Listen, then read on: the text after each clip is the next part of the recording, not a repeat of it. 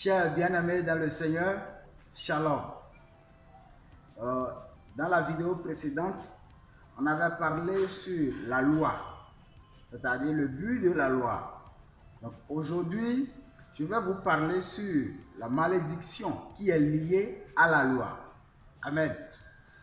Deutéronome chapitre 11, le verset 26 à 28.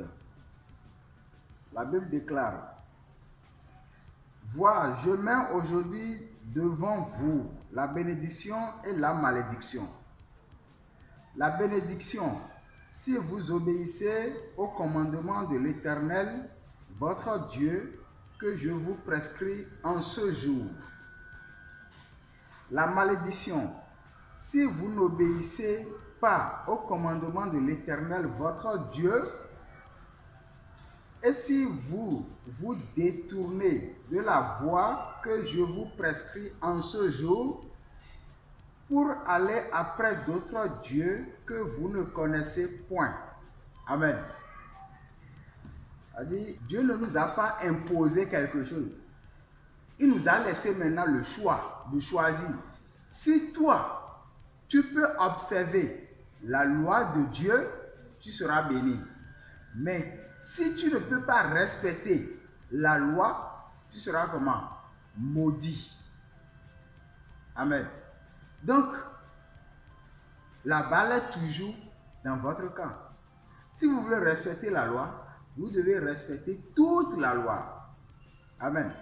Et c'est vrai que déjà il y a beaucoup de personnes qui pensent qu'ils observent déjà la loi, ils pratiquent la loi parce que eux, ils n'ont jamais commis adultère, ils n'ont jamais tué quelqu'un. Donc, ils essaient à ne pas tomber dans ce genre de choses. Donc, ils respectent déjà la loi parfaitement. Chers bien-aimés dans le Seigneur, nous allons voir Jacques chapitre 2, le verset 10 et 11. Car quiconque observe toute la loi, mais pêche contre un seul commandement, devient coupable de tous.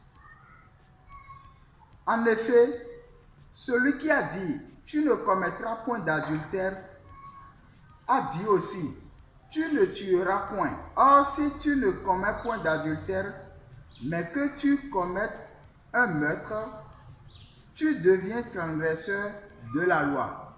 Amen. Vous savez, Jacques est en train de nous montrer que la moindre désobéissance à la loi fait de l'homme un transgresseur de la loi. Prenons même l'exemple des 10 commandements. Ou bien, la loi dit, tu ne commettras point d'adultère. La loi dit, tu ne convoiteras point.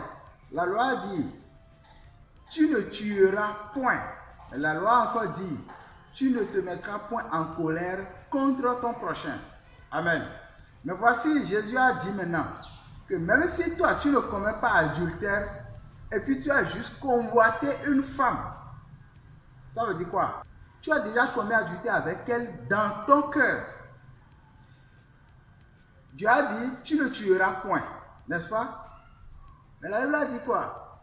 Celui qui s'est mis en colère contre son prochain est déjà un meurtrier sur la terre, qui ne se fâche pas, qui ne convoite pas. Tout le monde, moi-même je convoite, moi-même je m'irrite.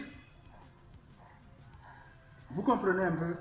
C'est pour vous dire qu'il n'y a personne sur la terre qui peut respecter la loi parfaitement devant Dieu. Amen. Oui, devant les hommes, tu peux faire semblant, comme si tu es en train de respecter la loi. Non.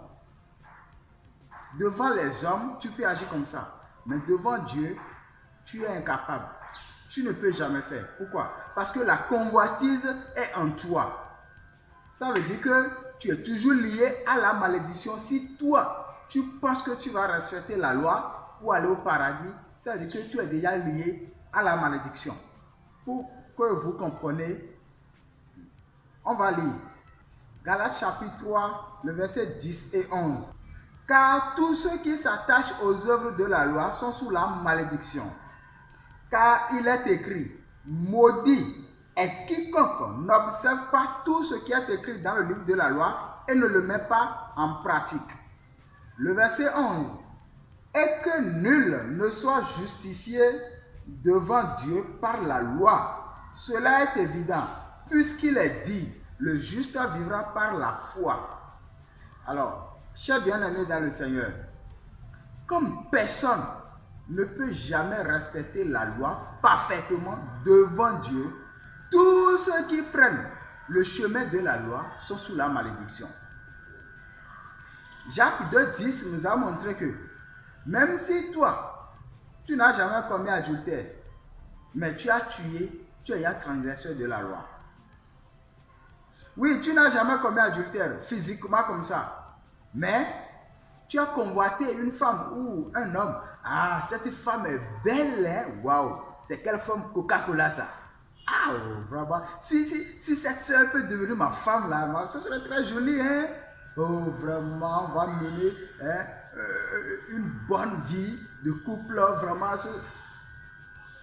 Malgré que tu ne l'as même pas encore dit bonjour, tu as commis adultère. Ah, vraiment, ce monsieur est joli, hein? Waouh, quel beau gosse. Il est trop beau. Waouh, teint clair, teint naturel, joli garçon sans produit ghanéen. Waouh, il est trop bon. Tu ne lui as pas encore dit bonjour, hein? Même salut, non. Mais tu as commis adultère avec lui dans ton cœur. Ça veut dire quoi? Il est impossible pour l'homme de respecter la loi. C'est pourquoi Galates 3 nous montre maintenant que tous ceux qui pensent qu'ils peuvent respecter la loi parfaitement devant Dieu, ils sont déjà maudits. Parce qu'ils n'ont pas cette capacité. L'homme n'a pas la capacité de respecter la loi parfaitement devant Dieu. Donc vous devez découvrir votre incapacité pour chercher la grâce de Dieu. Amen. On va encore lire. Galates chapitre 5, le verset 4. La Bible déclare: vous êtes séparés de Christ, vous tous qui cherchez la justification dans la loi, et vous êtes déchus de la grâce. Amen. Vous êtes séparés de Christ. Pourquoi? Parce que vous voulez être juste. C'est-à-dire, vous voulez avoir le paradis en faisant quelque chose. Vous voulez avoir le paradis par la loi, par vos propres œuvres. Puisque vous ne connaissez pas les rôles de la loi, vous voulez rester sous cette malédiction. Mais dans la vidéo précédente, je vous ai déjà expliqué la raison pour laquelle Dieu a envoyé la loi. Dieu a envoyé la loi pour nous montrer que lui, il est saint, il est juste et il est bon. Secondo, il nous a montré que nous sommes souillés, nous sommes pécheurs à 100% et ne pouvons rien faire nous-mêmes. Nous sommes esclaves du diable, c'est-à-dire nous sommes esclaves du péché. Amen. Et pour finir, la loi nous a conduits maintenant à Christ. Et celui qui est venu chez Christ maintenant, cette personne peut obtenir la justification par la foi et non par la loi. Amen. Maintenant, Galates 5, le verset 4, nous montre maintenant que cette malédiction consiste à être séparé de Christ et être déchu de la grâce. C'est-à-dire, Christ, lui, il a amené la grâce sur la terre. Mais vous, puisque vous aimez fournir vos propres efforts, vous êtes déchus de cette grâce. Alors, chers bien-aimés dans le Seigneur, je vous demande, si ceux qui suivent la loi sont déjà séparés de Christ, à qui s'adresse la loi alors? À qui? On va encore lire. C'est un passage que j'aime beaucoup. Romains chapitre 3, le verset 19. Il dit: or, nous savons que tout ce que dit la loi, elle le dit à ceux qui sont sous la loi, afin que toute bouche soit fermée et que tout le monde soit reconnu coupable devant Dieu. Amen. Alors, la loi s'adresse à qui?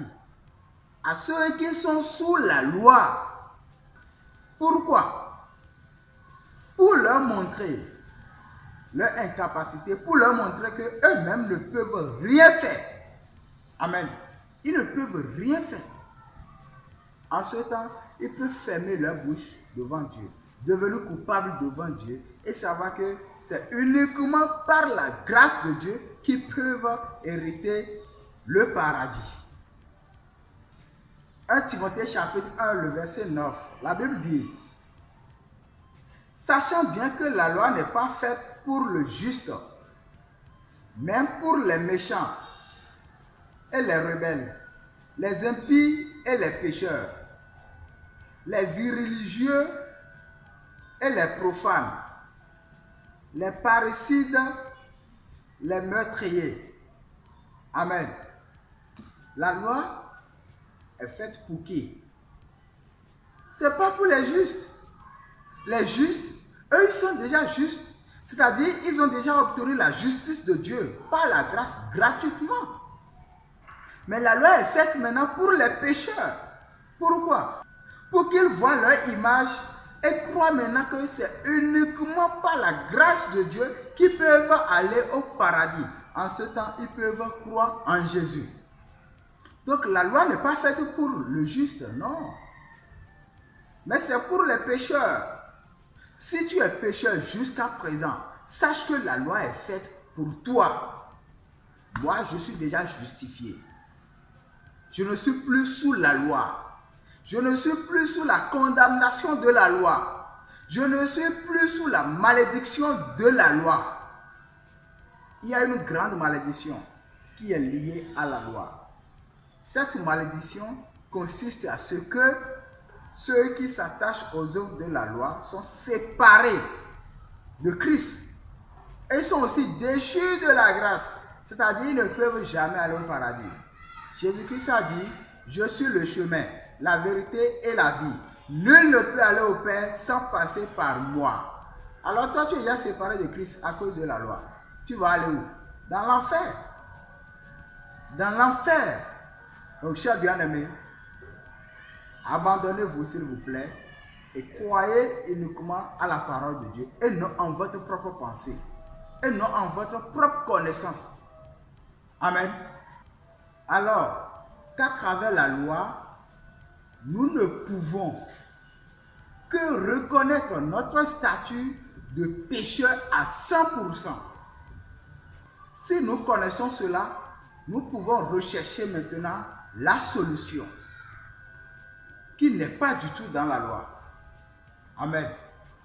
Donc, chers bien-aimés, pour aujourd'hui, on va s'arrêter ici. Merci pour votre écoute attentive. À la prochaine.